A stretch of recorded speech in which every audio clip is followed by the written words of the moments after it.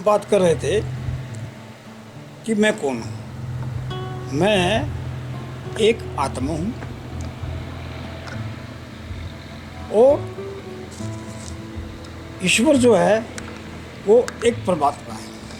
परमात्मा और आत्मा ये दो अलग अलग नहीं है, एक ही है। जो एक यूनिट के तौर पर अगर इसको हम देखें तो आत्मा और एक इसका पूरा संपूर्ण रूप में जब हम इसको देखते हैं तो ये परमात्मा। यानी इसके एक साधारण एग्जाम्पल मैं आपको देता हूँ जी। एक गिलास दूध लेते हैं, उसके अंदर से एक बूंद हम लेके अगर उसको हम टेस्ट करते हैं तो क्या उसके अंदर वो सारे गुण मिलेंगे? अवश्य मिलेंगे। अगर हम एक बाल्टी में लेंगे तो क्या मिलेंगे? तो अवश्य मिलेंगे।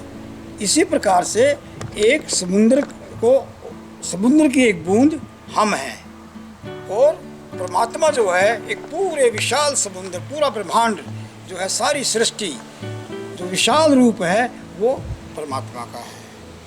वही सारी चीज़ें जो हमारे अंदर समाहित हैं, यथा पिंडे तथा ब्रह्मांडे, यथा ब्रह्मांडे तथा पिंडे, यानी जो भी कुछ इस ब्रह्मांड के अंदर है वो इस शरीर के अंदर है। तो हमारे को ये अवश्य जानना चाहिए, अहम ब्रह्मास्मि, मैं ही ब्रह्मा हूँ, मैं ही ब्रह्मा हूँ, शिवो हम, मैं ही शिव है, हम ही शिव हैं। तो हम अलग अलग नहीं हैं। केवल हम इस संसार में आके जब हम इस दुनियादारी में आते हैं तो हम फंस जाते हैं। हम अपने जीवन की कार्यशैली में लग जाते हैं और अपने स्वरूप को कुछ देर के लिए भूल जाते हैं। तो हमें क्या चाहिए? हम क्या जीवन शैली हमने नहीं अपनानी चाहिए? जरूर अपनानी चाहिए। जो भी आपका समय है अपने समय के अनुसार आपको अपने जीवन की जो भी आपकी दिन की कार्यशैली है उसको करें, अपने जीवन को अच्छे से यापन करें। लेकिन इस बात को ना भूलें कि मैं ही परमात्मा हूँ, मैं एक आत्मा हूँ। तो आत्मा हूँ तो मैं परमात्मा हूँ। विशाल हमें बनना पड़ेगा, सूक्ष्म से हमें आगे बढ़ना पड़ेगा। तो कैसे बढ़ेंगे? ज्ञान के द्वारा, ज्ञान के द्वारा। तो ज्ञान तो हमने ये जान लिया कि भाई मैं कौन हूँ। और ध्यान किसका करेंगे आप? क्या परमात्मा का ध्यान करेंगे? नहीं। जब आपने ये जान लिया मैं ही परमात्मा हूँ तो आपको अपना ही ध्यान करना है। तो अपना ध्यान कैसे करेंगे आप? अपने आप में आ जाइए, बिल्कुल साधारण रूप से आप अपने आप में आ जाइए और ये समझिए कि मैं ही परमात्मा हूँ। ये जो भी कुछ करने वाला है सब कुछ मैं जो कर रहा हूँ। जैसे कि महाभारत में आपने देखा कृष्ण जी बार बार कहते हैं मैं ही करता हूँ, ये काम मैं ही करता हूँ। हे अर्जुन, आप तो सिर्फ एक, आप अर्जुन को कहते हैं कि आप जो भी आपने धनुष उठाइए और एक मात्र जो है जो भी कुछ करूँगा वो मैं ही कर रहा हूँ। लेकिन मैं का मतलब क्या है? अहंकार नहीं, अहंकार नहीं है। कि मैं का मतलब ये है कि सर्वव्यापी ईश्वर जो मेरे अंदर समाहित है वही करने वाला है, उसको संबोधन कर रहे हैं हम, परमात्मा को संबोधन कर रहे हैं, मैं परमात्मा। इस विचार को आपको लेके चलना है।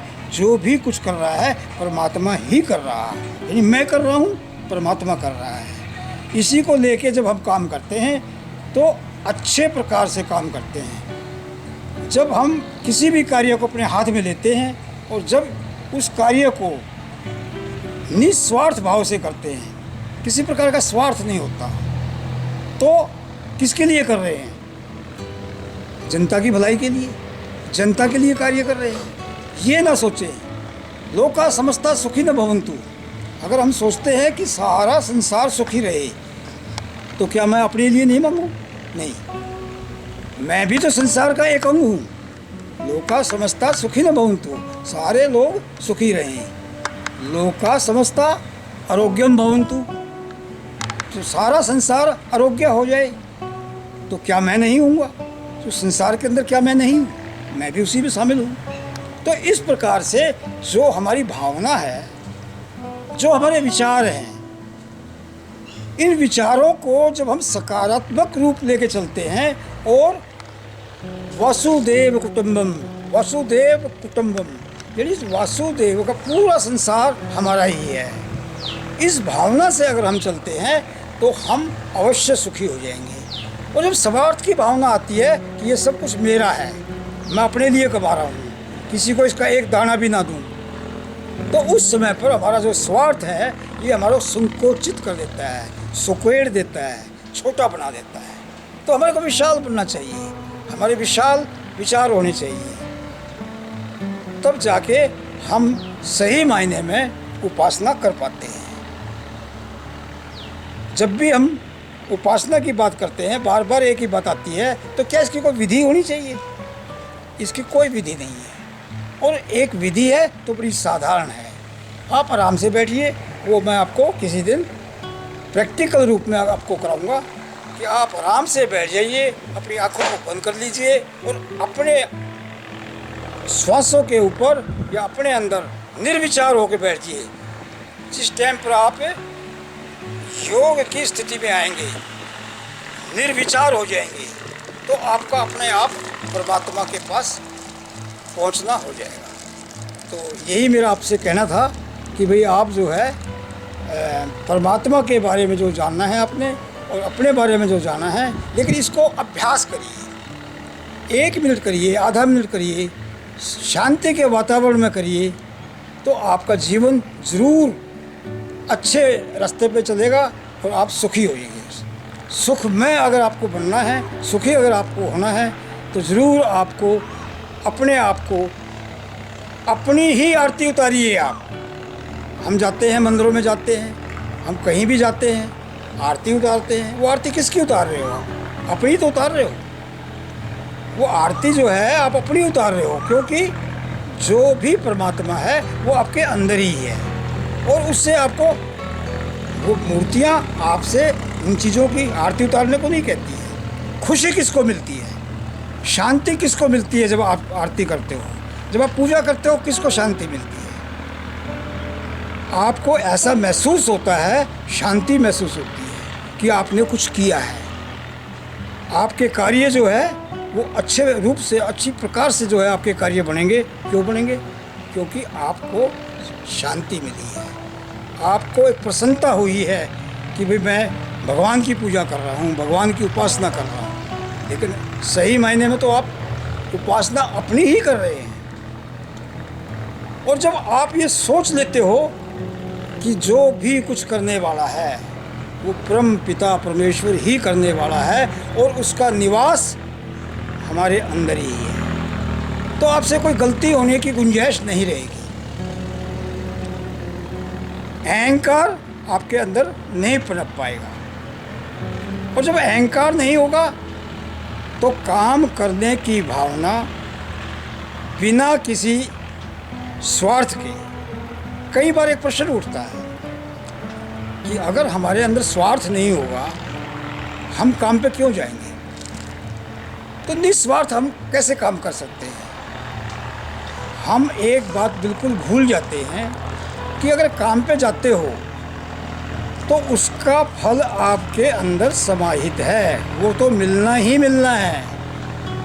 केवल एक बात का फर्क है कि आप किस मंशा से काम कर रहे हो। अगर आप अच्छी मंशा से काम कर रहे हो तो अच्छा फल मिलना है। अगर आप मन मार के काम कर रहे हो तो वैसा ही फल मिलना है।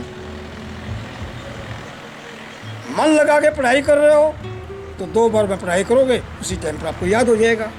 अगर आपका मन नहीं है पढ़ाई में तो आप 10 बार पढ़ लो, एक ही सब्जेक्ट को, आपकी दिमाग में बैठेगा ही नहीं। तो काम वो करना है जो कि निस्वार्थ हो, किसी प्रकार का स्वार्थ ना हो, लेकिन आपकी मंशा, आपका लगन,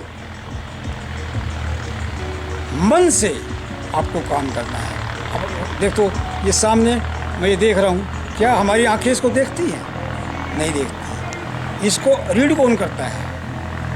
आंखें तो केवल एक इंस्ट्रूमेंट है। हमारी बुद्धि, हमारा दिमाग उसको पढ़ता है। तो वो विचार कहाँ से आएंगे? बुद्धि से, दिमाग से आएंगे।